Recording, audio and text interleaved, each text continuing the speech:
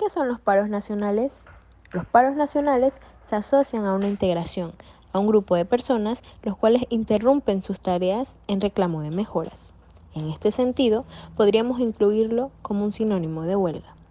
El objetivo de este es reclamar por el bienestar del pueblo, ya sea en temas de comida y de salud. En fin, todo esto con el único propósito de tener un país más justo. Como se conoce, en las últimas semanas ha sido de gran debate, ya que como resultado ha dejado varias afectaciones, tanto a nivel social como económico.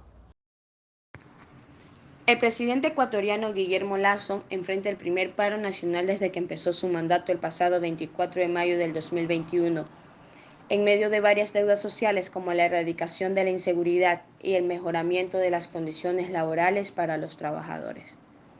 El lunes 13 de junio del presente año, la Confederación de Nacionalidades Indígenas del Ecuador lideró varias movilizaciones en al menos 10 de las 24 provincias del país.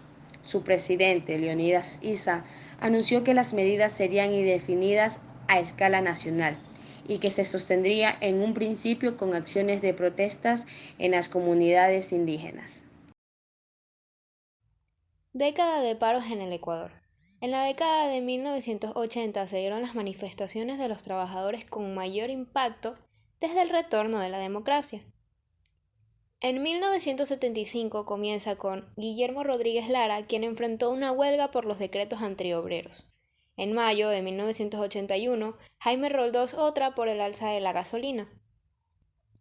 Osvaldo Hurtado, continuando, afrontó 4 huelgas.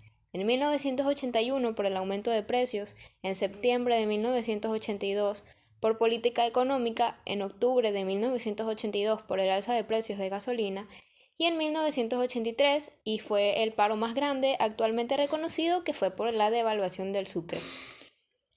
En el año de 1984, el gobierno de León Febres Cordero soportó 7 huelgas.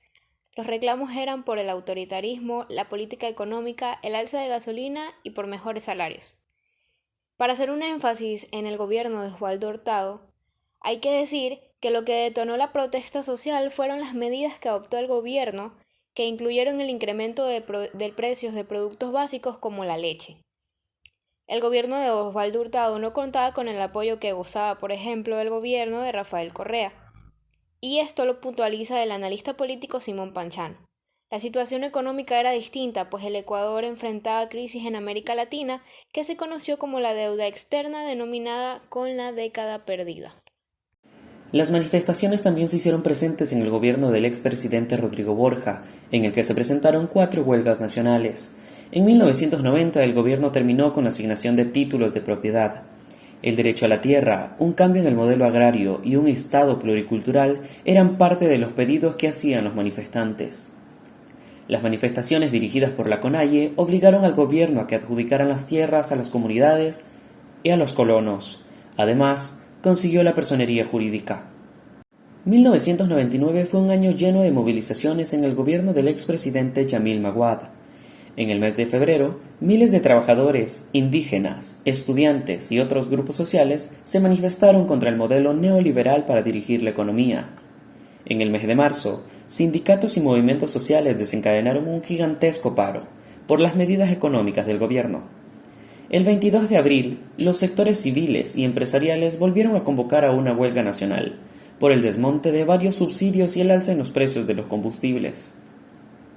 El 5 de julio, 40.000 taxistas bloquearon las principales ciudades del país en protesta por el alza de la gasolina. El peligro de un levantamiento social de gran envergadura obligó al gobierno a dar marcha atrás en el alza de la gasolina. La paralización duró 12 días. Las manifestaciones, o también conocidas como paro nacional dentro del Ecuador, fueron una ola de movilizaciones a nivel nacional, realizadas a partir del 13 de junio del 2022, convocadas por varias organizaciones sociales, principalmente por la CONAIE, en oposición a las políticas del gobierno de Guillermo Lasso. Las movilizaciones se producen tras el primer año de gobierno, tiempo en el cual se ha incrementado considerablemente el precio de los combustibles y la canasta básica familiar. Pero esto no lo es todo. También se mencionan otros factores como crisis dentro del sistema de salud pública, crisis de seguridad, altos índices de desempleo y subempleo e incumplimiento de ofertas de campaña del gobierno de Guillermo Lasso. Durante todos estos días de protestas dentro del Ecuador existió un sinnúmero de enfrentamientos entre las fuerzas de seguridad y los manifestantes, lo cual generó un saldo total de 169 policías heridos, 10 militares heridos, 121 detenidos, 54 procesados, 6 fallecidos y 166 manifestantes heridos. Fueron 17 largos días de protestas dentro del Ecuador, pero finalmente en el día número 18, el gobierno del Ecuador y los líderes de grupos indígenas alcanzaron un acuerdo, para así poner fin al paro nacional que todo el tiempo estuvo dirigido por los grupos indígenas para protestar en contra de las medidas económicas del presidente Guillermo Lasso.